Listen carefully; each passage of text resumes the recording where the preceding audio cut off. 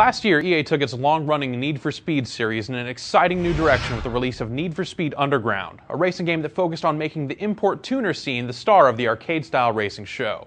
The concept worked really well, offering gamers the right level of car customization, good track design, challenging opponents, and impressive graphical effects. Now, 1 year later, the sequel is on the streets, adding new race types and a big open city to cruise around. The actual racing in Need for Speed Underground 2 is still fun. Unfortunately, most of the stuff you do in between races keeps you away from the game's best moments. The biggest change made to this year's game is that the action now takes place in one large city.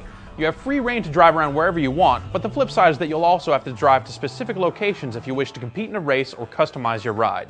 To aid in your search, the game offers you an on-screen map, but shops don't show up until you've found them, and some races don't actually appear on the map either. While the whole open city thing sounds like a neat idea, in practice, driving around the city is a real drag that keeps you out of the action longer than you'd like. The game also rarely takes advantage of the open city for racing purposes, as a majority of the game's events take place on preset tracks, rather than attempt to go for a midnight club-like get there however you can sort of feel. There's a menu in the garage that lets you jump to a handful of different events, but most races don't show up here, and none of the shops do either, making it completely useless.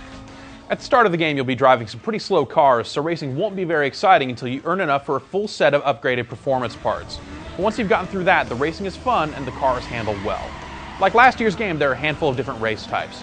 Circuit races are long, lap-based races, sprints take you from point A to point B on a set course, drag racing lets you live your life a quarter mile at a time, and drift races rank you based on how squirrely you can get on the track. New to this year's game are the street cross races, which are essentially regular races that take place on drift tracks. Outrun races take place in various parts of the city. You roll up behind another racer, tap a button, and then try to pass and outrun him, sort of like the Tokyo Extreme Racer games. You'll also encounter a few races against a clock, where you'll have to get from one point in the city to another before a photographer leaves the area. Make it, and you'll put your car on the cover of one of the game's magazines or DVDs for extra cash. The big new additional race type is the Underground Racing League. These URL races are the sort of mysterious events where you'll see most of the game's cutscenes. They mostly involve some knucklehead breaking the lock on a racetrack and then swinging open a gate so your street racing posse can race on a real track, though you'll also bust into airports and stuff too. These races are essentially circuit races with racetrack scenery instead of cityscape scenery. Though there are 3 different difficulty settings for the career mode, none of them put up a particularly good fight. As a result, most of the races simply boil down to you getting in front of the opposition and then doing what you can to not make a mistake. Between nitrous boots and drafting, gaining the lead isn't very difficult. The game doesn't seem to employ any sort of heavy rubber band AI routines, but the end result of this is that you get in the lead and stay there without any trouble at all from the other cars. When you consider that it'll take you about a minute to get in front and that some of the circuit races can last 6 minutes or more, this means that a great deal of your race time is spent just cruising along, dodging traffic, and not paying any attention to the other cars unless you screw up and get into a wreck. In the event that you do crash, regaining the lead usually isn't too tough. Need for Speed Underground 2's crashes are laughably weak. While high-speed collisions with other cars result in a slow-motion, cinematic angle of the crash, the game doesn't model any damage at all. It's like you're watching 2 plastic car models bump up against each other, accompanied by the sounds of an actual car crash. While it pretty much goes without saying that showing damage in a game with licensed cars is still a tricky proposition, that fact doesn't make these wrecks look any better. A big feature of Need for Speed Underground 2 is the ability to customize your car's performance and appearance. On the performance side, you'll purchase parts that have been broken out into stages, giving the game an easy way to lock the better parts away from you until you're ready for them. While the parts fall into different categories like engine, brakes, tires, and ECU, the only thing you really need to know is that you need all of them in order to win races. The visual enhancements are a little more involved and give you a choice about how you want to proceed, but ultimately, you'll need to trick out the look of your cars to proceed, as having a flashy car is the only way to get noticed and end up on magazine and video covers. Each set of parts has a number associated with it, and these contribute to a meter that sums up how many pieces of flair you've bolted to your whip. Spoilers, neons, vinyls, roof scoops, spinner rims, custom gauges, and even speakers for your trunk are just some of the available modifications, and they all serve to make your car stand out. This is especially handy online, where you can show off your stuff to the world. Like last year's game, Need for Speed Underground 2 is online, though this year the game's also online on the Xbox. The online mode is pretty straightforward, letting you set up races in any of the game's race types, as well as a free run mode in case you just want to cruise around the city with other players. As you'd expect, the online mode works well over an average broadband connection, even with a full 6 players in a race. The game also does a good job with statistics and rankings, which can help you find evenly matched races. You can also limit races to specific ranked cars, or just open it up and let people take their career mode vehicles onto the track. Of course, the GameCube version is the lone version that isn't online.